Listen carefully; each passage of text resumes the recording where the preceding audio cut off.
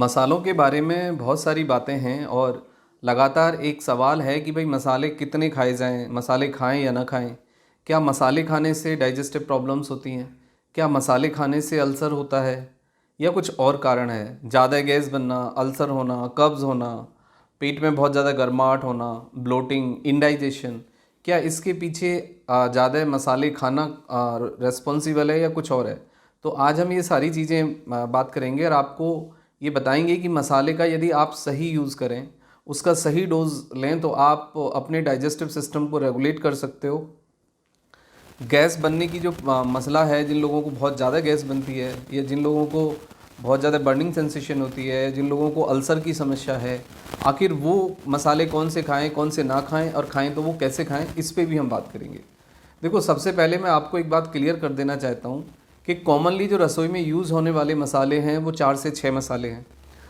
कुछ वेरिएशन भी होती है कि अलग अलग एरिया, अलग अलग मतलब मौसम के अनुसार अलग अलग मसाले पाए जा सकते हैं, लेकिन मोस्ट कॉमन जो इंडिया में मसाले यूज़ किए जाते हैं वो आपका अदरक है, आपका लहसुन है, आपका प्याज है, आपकी काली मिर्च है, आपकी लाल मिर्च है, आपकी हरी मिर्च है और आपकी शिमला मिर्च है।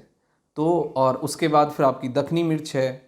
तो ये सब जो है मसाले के रूप में इंडिया में इस्तेमाल किया जाता है और बहुत सालों से मसाले में ये सब चीज़ें खाने को स्वादिष्ट बनाने के लिए, डाइजेशन को रेगुलेट करने के लिए और जो बात इफ़ेक्ट है बॉडी के अंदर उसको कम करने के लिए दुनिया भर में ये चीज़ें यूज़ होती हैं। और ये बात बिल्कुल ठीक है कि मसालों का यदि सही डोज इस्तेमाल किया जाए तो उससे आपको डाइजेस्टिव संबंधित और हेल्थ संबंधित फ़ायदे होंगे, लेकिन यदि आप उसको ओवर डोज कर दें तो आपको अल्सर हो सकता है, आपको हाइपर एसिडिटी होगी, आपको ब्लोटिंग होगी, आपको बर्निंग सेंसेशन रहेगा। और कई बार ये देखा जाता है कि आपको फिस्टुला, फिज़र या फिर दूसरे एनोरेक्टल पैसेज, यानी कि जो आपका स्टूल पास करने वाला हिस्सा है उसमें कुछ इन्फेक्शंस हो जाते हैं या बर्निंग सेंसेशन हो जाती है, यानी एनोरेक्टल पैसेज आपका सेंसिटिव हो जाता है, जिसे हम फिज़र कहते हैं लोगों को, और काफ़ी प्रॉब्लम होती है स्टूल पास करने में। तो मसालों का सही इस्तेमाल आपको समझना होगा। मसालों का लेफ़्ट राइट इस्तेमाल करना गलत है, उससे बहुत बड़े नुकसान होते हैं। अभी जो लेटेस्ट रिपोर्ट हमारे सामने है वो ये है कि ड्यू टू द कोविड और due to some other reason, कुछ आयुर्वेदिक या फिर नेचुरल जो मेडिसन को या नेचुरल रेमेडीज़ को या अल्टरनेटिव मेडिसन को जो प्रमोट करते हैं, उन लोगों के द्वारा सजेशन दिए गए कि भाई आप यदि मसाले खाते हैं, जैसे कि आपका अदरक है, जैसे आपका हल्दी है, आपका लहसुन है, आपका प्याज है, तो इससे काफ़ी हेल्थ बेनिफिट होते हैं। इवन यहाँ तक कहा गया कि भाई ब्लड प्रेशर की बीमारी दूर हो जाती है, या फिर आपको डायबिटीज़ में फ़ायदा होता है, फैटी लिवर में फ़ायदा होता है, ओबेसिटी में फ़ायदा होता है। देखो, अभी तक जो भी रिसर्च हमारे सामने है, मसालों को डाइजेशन को प्रमोट करने के लिए, स्वाद को इम्प्रूव करने के लिए और डाइजेशन को रेगुलेट करने के लिए यूज़ किया जाता है। लेकिन मसालों का कोई थेरापेटिक यूज़, यानी मसालों से कोई ट्रीटमेंट किया जा सकता है, ऐसी कोई रिसर्च हमारे सामने नहीं है।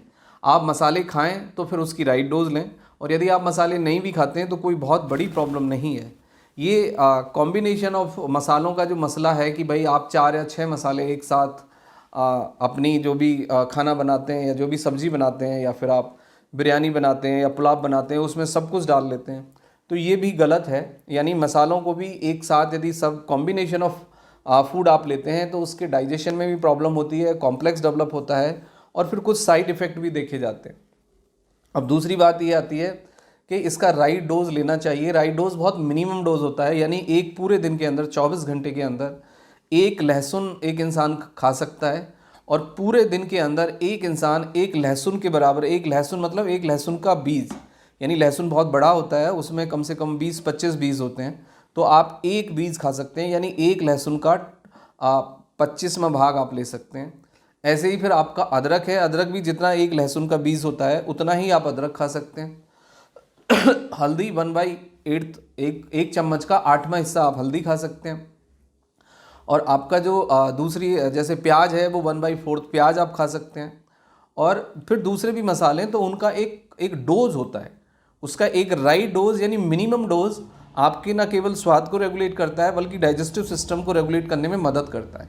तो राइट डोज लीजिए। राइट डोज लेने से आपको क्या होगा कि आपको खाना अच्छे से पचेगा, भूख अच्छे से लगेगी, आपका जो एसिड है वो रेगुलेट होगा, आपको बहुत ज़्यादा गैस नहीं बनेगी, आपको कॉन्स्टिपेशन नहीं होगा और आपका टोटल डाइजेस्टिव सिस्टम रेगुलेटेड रहेगा।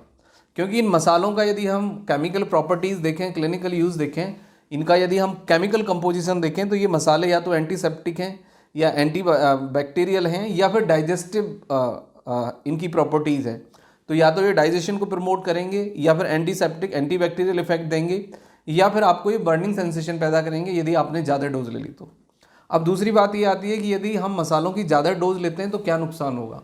यदि लगातार आप मसाले की ज़्यादा डोज लेते हैं तो जो लेटेस्ट हमारे पास क्लिनिकल रिपोर्ट है, लोगों को अल्सरेशन की बहुत समस्या हो रही है आजकल, यानी कि बर्निंग सेंसेशन, खाना नहीं पचना अच्छे से, ब्लोटिंग होना, एसिड का बहुत ज़्यादा बफर होना, एनोरेक्टल पैसेज में आपको जलन होना, पेन होना, ये सब चीज़ें देखी जाती हैं।